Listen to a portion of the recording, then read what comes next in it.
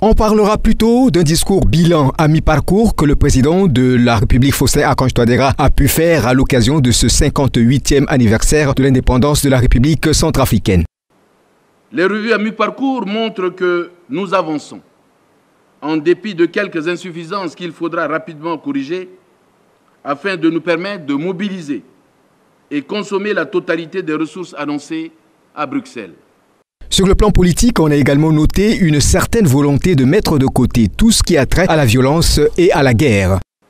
L'initiative de l'Union africaine pour la paix, que je salue au passage, doit aboutir à des échanges entre le gouvernement et les groupes armés en vue de la restauration de l'autorité de l'État sur l'ensemble du territoire et du retour définitif à la paix.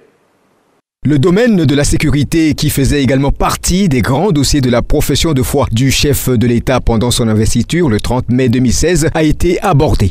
Je crois toujours que le processus DDRR pourra nous aider à retrouver la sécurité. Ce n'est certes pas une panacée, mais il nous permettra d'éviter une guerre fratricide qui va nous plonger définitivement dans le gouffre. La justice n'est pas également mise de côté dans ce discours, car évidemment cette justice commence à se faire parler d'elle en République centrafricaine.